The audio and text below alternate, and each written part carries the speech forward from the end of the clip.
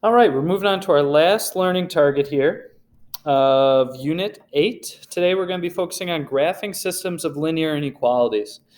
So we worked through the one example at the end of class. I'm going to reiterate here our ideas of graphing systems of linear inequalities by graphing a system of equations first.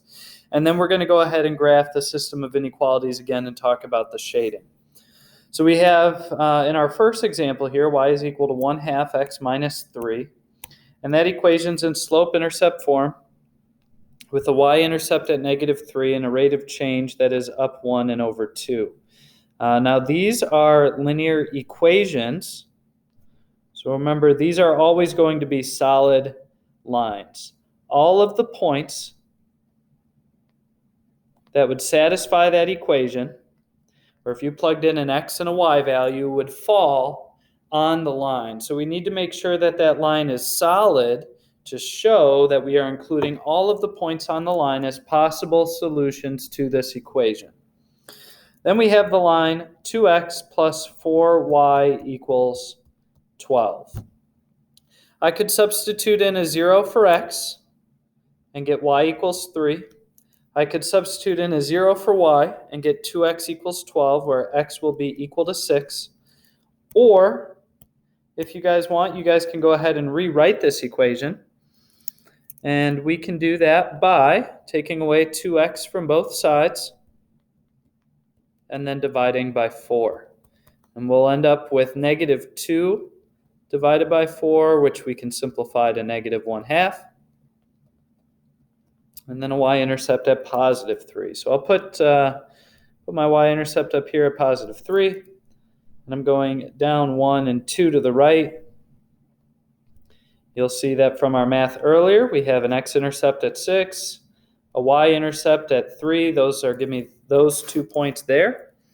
So we can go ahead and draw this line here in black.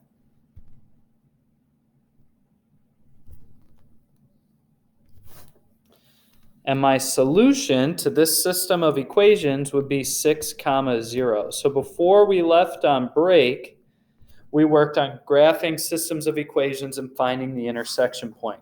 When I plug the point 6, 0 in for x and y in both equations will be true. So systems of equations, remember, could have no solution if they were parallel lines. They could have one solution if they intersected, or infinitely many. Well, as we move on to our second example here with linear inequalities, and it's a system of inequalities, you're going to see that we have an infinite number of solutions in this sense here.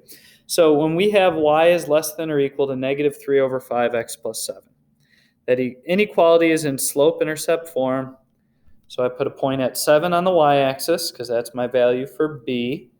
My rate of change is down 3 and 5 to the right. So here's my linear inequality. It's less than or equal to. So this is a solid line.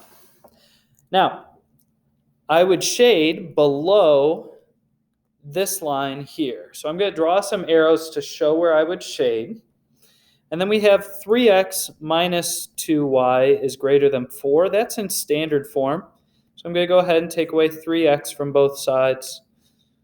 It'd be a little trickier here to find my x and y intercepts because 3 doesn't go into 4. Remember, we can check our coefficients. So I have -2y is greater than -3x plus 4.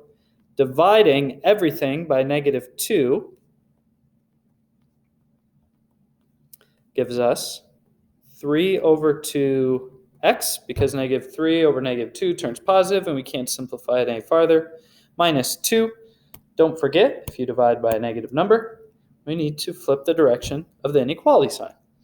So now we have a y-intercept at -2, and my rate of change is up 3 and over 2, up 3 and over 2. It was greater than when we started. It was less than down here. Doesn't matter what direction it's pointing. If it's not equal to, it needs to be a dashed line. I think it's easiest to determine what way to shade when you look at that inequality in slope-intercept form. So I would shade below this line because y is less than. So you'll see if I'm shading below here in blue and below this line in red, you'll see here where these blue and red arrows overlap. Okay, I'd still be shading below up here, so this would be blue, this area would be red, and you'll see here I have blue and red coming together. So this area I'm going to shade in black because this is where the blue area and the red area would overlap. So when I graph this inequality, I'm not concerned about this section. I'm not concerned about this section. All of the points that represent solutions to this inequality fall in this black shaded region here where the blue and red overlap.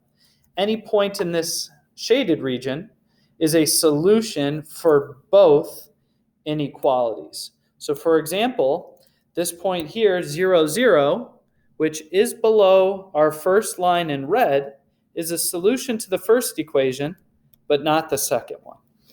If we picked a point such as positive 3, 0, that would be here in the shaded region. Positive 3, 0.